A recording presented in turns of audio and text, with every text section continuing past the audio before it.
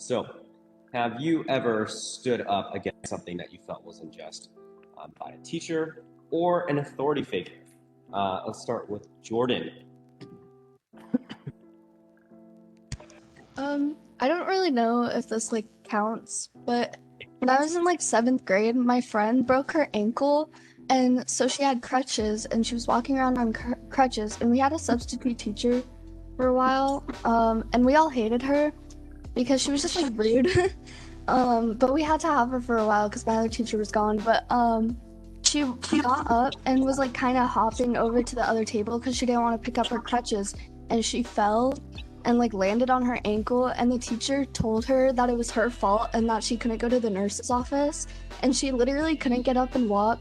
So she was like yelling at our whole friend group and telling us to sit down, and that if she wanted to go to the nurse's office, she had to get up and go herself. And she basically said that she didn't need help because if she could get up to walk to the other table, she could get up and walk to the nurse's office herself. And so basically, we just all got up anyways and just kind of left. And then she got in trouble for that.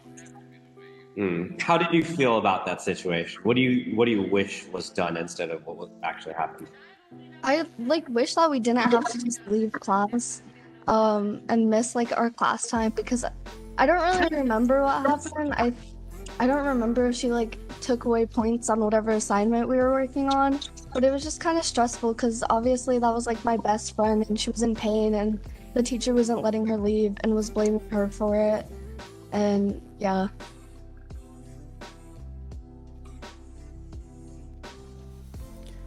In Greek mythology, when man was sculpted in clay and molded by a titan named Prometheus, Zeus had decreed that he be simple, that we would only worship and be obedient to the gods. It was Prometheus' desire for his creation to flourish that he disobeyed the gods and brought fire to man. It was for this act that he was chained to a rock and devoured daily by crows, for bringing knowledge to the ignorant. Now, I may not believe in the Greek gods, but I think that the story of Prometheus embodies the story of knowledge. That when we know too much, we question and disobey. That fire, like knowledge, is for everybody. In the format of this talk, the speaker, like the teacher, holds the authority. And audiences, like classrooms, full of kids, possess more knowledge and expertise combined than the one person standing in front of them. It's likely that you have more degrees than me. And in the back of your mind, you may hide some judgment. Maybe the story of Prometheus was mistold. Or, if I was observing myself, damn, why we gotta be so Eurocentric in this social justice conference? Are POC gods and mythologies not understood enough for a mainstream audience? I would agree with myself and say yes. Greek gods are for a commonly understood reference. Back to an Asian man utilizing Eurocentric examples again to connect with his POC audience during a social justice conference. In the Nuremberg trials, Nazis were put on the stand for crimes against humanity. Holocaust organizer Adolf Eichmann wrote that he and other low-level officers were forced to serve as mere instruments, shifting the responsibility of the deaths of millions of Jews to his superiors. That they were just following orders. This psychological block, later referred to as the Nuremberg Defense, was later studied at Yale.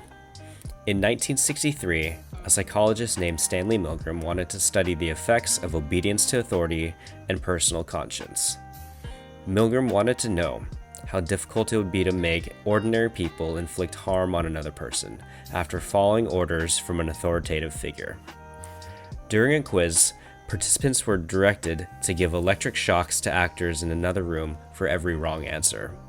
After each shock, the voltage would increase up to a maximum of 450 volts, which participants were told was fatal.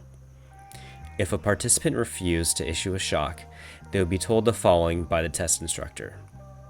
Please go on. The experiment requires that you continue. It's absolutely essential that you continue. You have no other choice, you must go on. After conducting the experiment, Milgram found that 26 of the 40 participants, or 65% of them, had gone all the way up to 450 volts, the lethal dose.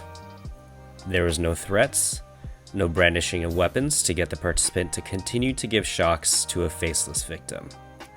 Only the verbal prodding of, "Please go on," to turn ordinary people into murderers. As teachers, we give our students directions every day. We may find ourselves getting upset if those orders are not followed immediately. Pass the papers down, be quiet, sit here, read this, answer this question. Admittedly, I often find myself frustrated if those orders are not completed immediately, and it's reinforcing our own teaching culture. You know that feeling. Your classroom's in chaos, two kids might be getting into a fight, one's running clear across the room, and at the right moment, someone's about to shout penis. Your principal walks by the hallway, he stops and looks in, and you get shook. Inside of your head, you may think, why now? This isn't who I am as a teacher. Why did he have to walk when we had that awesome project? My eval's coming up. You've got to get back in control. You raise your voice, you make a threat. All of them stop and take their seats. Your principal turns and walks down the hallway. Any teacher that remembers what it's like in their first year will remember the first time they got their class to be quiet. At some base level, it does feel good to be a dictator. In my intro, my student described her open defiance of her teacher. Despite threats of losing credit and getting in trouble, she picked her friend up off the floor and headed to the nurse's office.